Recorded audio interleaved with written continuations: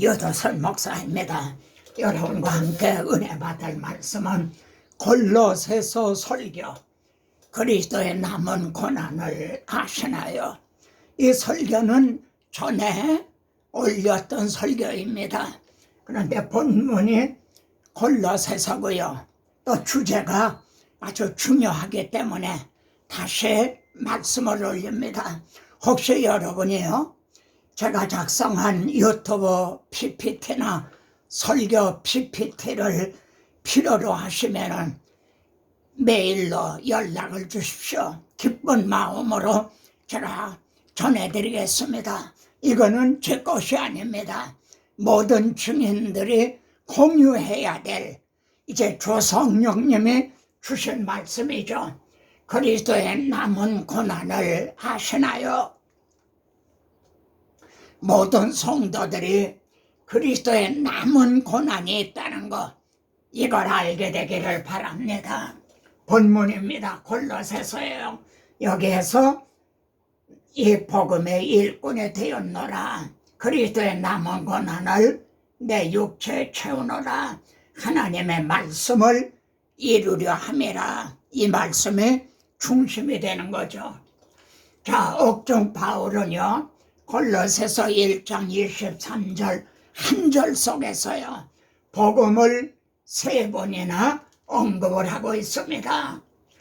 만일 너희가 믿음에 거하고 터 위에 굳게 서서 너희들은 바 복음의 소망에서 흔들리지 아니하면 그리하리라. 이 복음은 천하만민에게 전파된 배하여 나 바울은 이 복음의 일꾼이 되었노라. 이 한 절 속에서요, 복음을 3번이나 언급을 하고 있습니다.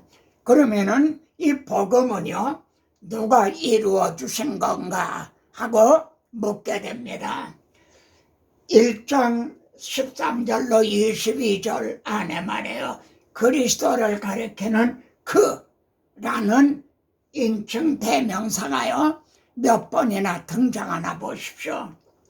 그는 보이지 않는 하나님의 형상이요, 예수 그리스도는 보이지 않는 하나님의 형상이다. 이 점을 요한복음에서요, 본래 하나님을 본 사람이었으되 하나님 속에 계시는 독생하신 하나님에 나타나셨다. 볼 수 없는 하나님이 볼 수 있도록 나타나셨다. 이분이 예수 그리스도이십니다. 만물이 그에게서 창조되되 그로 말미암아 예수 그리스도가 또 누구신가? 창조주라고 말씀을 합니다. 예수 그리스도는 하나님의 형상이요, 또 창조주라고 말씀을 합니다. 하나님의 형상 창조주이신 분이 말이죠, 우리를 위해서 복음을 어떻게 이루어 주셨죠?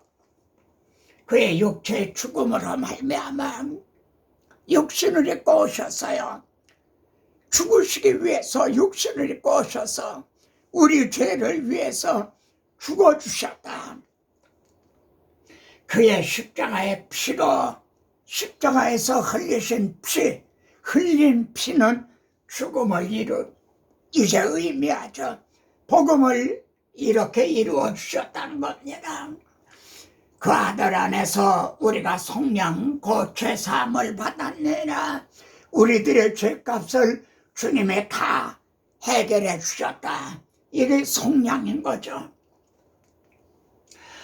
그런데 바울은요, 24절에서 그리스도의 남은 고난이 있다고 말합니다.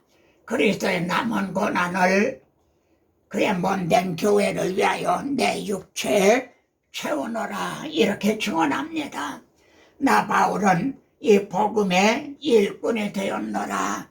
즉 자신을 일꾼으로 삼으신 거는요, 그리스도의 남은 고난을 감당하게 하기 위해서라는 뜻입니다. 그러면은 그리스도의 처음 고난은 무엇이죠? 그의 육체의 죽음으로 말미암아 인자가 온 것은 자기 목숨을 대속물로 주려 함이라. 그리고 십자가상에서 다 이루었다 선언하셨죠. 이것이 그리스도의 처음 고난인 거죠. 그러면은 어찌하여 그리스도의 남은 고난이라 하나요? 여러분, 제자들은요 그리스도의 처음 고난도 그리스도의 남은 고난이 있다는 것, 이것도 몰랐죠. 하나님의 나라가 당장에 나타나실 줄로 생각을 했어요. 주님은 지금 십자가를 지기 위해서 예루살렘으로 올라가시는데 제자들은 주님이 왕이 되시려는가 보다. 그래서 오른편 왼편에 앉을 자리 다툼을 했죠. 하나님의 나라가 당장에 나타날 줄로 알았어요. 그리스도의 처음 고난도 남은 고난도 몰랐죠. 오늘날 우리들은 이걸 이해 확고한가요? 십자가상에서 다 이루었다 하고 선언을 하셨죠.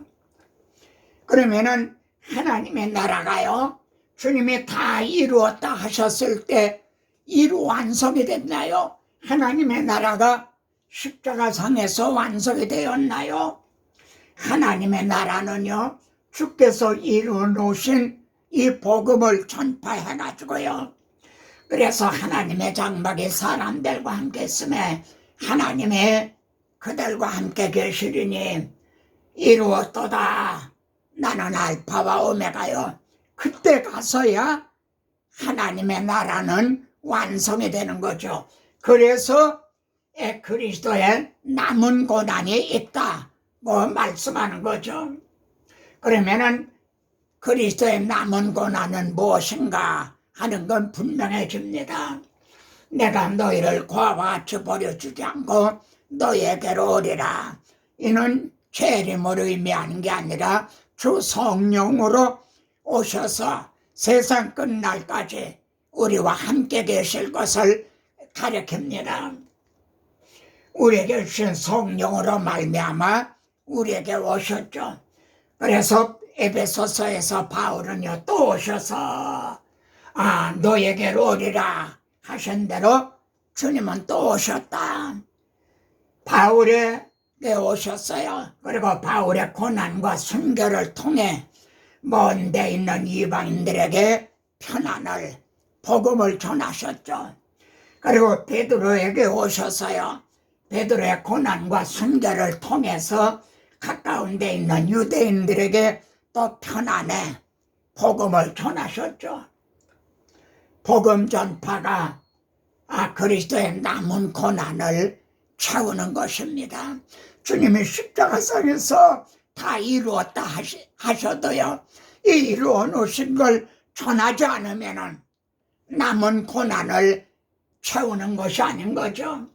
하나님은 그리스도의 남은 고난을 담당하게 하기 위해서요 돕는 배필을 지어주셨습니다. 이 점이 참 중요하죠.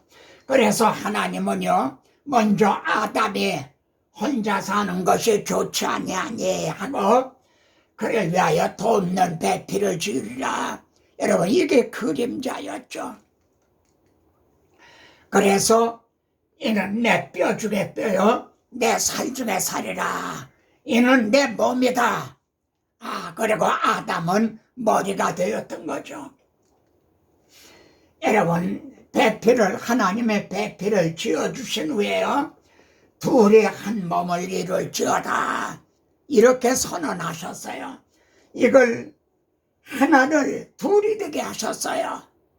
그런데 둘을 다시 하나가 되게 하라. 바울은요 이를 통해 연합교리라는 비밀을 깨달았던 겁니다. 이 비밀이 크도다.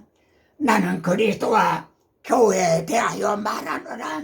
우리 주님을 십자가에 잠들게 하시고요, 그래서 신부를 지어주셨죠. 하나가 둘이 되게 이렇게 하신 셈이죠. 그런데 합하여 하나가 되게 하라. 여러분, 이 점을요 모든 그리스도인들이 이 비밀을 깨닫게 되기를 바랍니다. 바울은요 주님을 마지막 아담이라 이렇게 말씀해요. 첫 아담을 깊이 잠들게 한 것 같이 마지막 아담을 십자가에 깊이 잠들게 하시고요. 그리고 신부를 지어주셨죠. 이 점에서 우리는 갈빗대로 여자를 만드셨다는 문자만 보는 게 아니라 하나님의 마음, 신령한 의미를 깨달아야 되는 거죠. 그래서 주와 합하는 자는 한 영이니라. 나는 주님 안에, 주님은 내 안에. 그러니까 하나가 된 거죠. 썬다신 전에 보면 이런 말이 나옵니다. 석탄이 시커멓잖아요. 그거를 기관차 불 속에다 집어넣어요. 그럼 석탄은 불 속에 들어간 거예요. 근데 좀 있다 보니까 석탄이 빨개진 거예요. 불은 석탄 안에, 석탄은 불 속에, 불은 석탄 안에, 나는 주님 안에, 주님은 내 안에. 이렇게 설명을 하고 있어요. 그런데요, 내 살을 먹고 내 피를 마시는 자는 이런 자만이 말이에요. 내 안에 거하고 나도 그 안에 거하나니 주와 합하여 한 영을 이루는 연합교리가 성립이 된다는 거죠. 내 살을 먹고 내 피를 마셨다는 이 복음의 확고한 자만이 말이죠. 여러분, 배필의 사역은 성숙한 자가 되어야만 감당하겠죠. 어린아이가 어떻게 결혼을 할 수가 있나요? 어떻게 신부 노릇을 할 수가 있나요? 우리가 그를 전파하여 예수 그리스도의 그 복음을 전해서요, 각 사람을 권하고 각 사람을 가르치면 각 사람을 그리스도 안에서 완전한 자로 세우려 함이라. 성숙한 자가 되게 하려 함이라. 여러분, 이 한 절 속에서요, 각 사람을 권하고 각 사람을 가르치고 각 사람을 3번이나 언급을 하고 있어요. 여러분, 거듭나는 것도요, 도매금으로 되는 게 아니에요. 한 사람, 각 사람. 그리고 또 성숙해지는 것도요, 각 사람, 한 사람 1대1로 양육을 하는 거죠. 이를 위하여 바울 나도 내 속에서 능력으로 역사하시는 역사하심을 따라 바울 안에 주님이 계시다는 거죠. 그래서 힘을 다하여 수고하노라. 나도 힘을 다하여 수고하노라. 주님은 어느 정도나 수고하셨나요? 대신 죽으시기까지, 피 흘려 값을 주고 사시기까지. 그래서 나도 성숙한 신부를 되게 하기 위해서 힘을 다하여 수고하노라. 우리는 주 성령님과 주님과 이렇게 동력을 하는 자들이죠. 여러분, 그러면은 성도들보다 말이죠, 먼저 목회자가 성숙한 신부가 돼야 되겠죠. 맹인이 맹인을 인도하면 어떻게 되겠습니까? 그런데요, 잠언 마지막 장에는요, 누가 현숙한 여인을 찾아오겠느냐, 누가 현숙한 신부를 만나겠느냐. 여러분, 이 신령한 의미가 누굽니까? 무슨 뜻인가요? 누가 그리스도의 현숙한 신부가 되겠느냐. 그의 값은 진주보다도 더 귀하다. 여러분, 남편은 그의 마음을 믿나니 신랑 되신 주님은 그 신부를 믿는다는 거죠. 그러면은 현숙한 신부는 어떻게 하는가? 그 집 사람들에게 식물을 나눠주며 때를 따라 양식을 나눠주죠. 두 번째는 또 일을 정하여 맡기죠. 일꾼들을 세우는 거죠. 세 번째, 국비판자를 위하여 손을 내밀며, 이는 구제만 한다는 뜻이 아닙니다. 베드로가 금이나 은은 내게 없지만 내게 있는 것으로 내게 주노니 더 손을 내미는 거는 복음을 전해주는 거죠. 그리고 중요한 점은요, 자기 집 사람들은 다 홍색 옷을 입었으므로, 여러분 홍색 옷은요 왕자들이 입는 옷입니다. 그래서 눈이 와도 염려하지 않다. 겨울이 와도 종말이 와도 주님이 재림하셔도 그들은 벌거벗었기 때문에 사나 날 가려달라 그렇게 당황하지 않게 된다는 거죠. 다 홍색 옷을 입었으므로 이게 현숙한 신부입니다. 목회자가 성도들에게 다 이렇게 홍색 옷, 예수 그리스도의 의의 옷을 입혔느냐. 남편은 장로들로 더불어 성문에 앉으며 이렇게 할 때 주님의 이름이요 거룩히 여김을 받으시게 되는 거죠.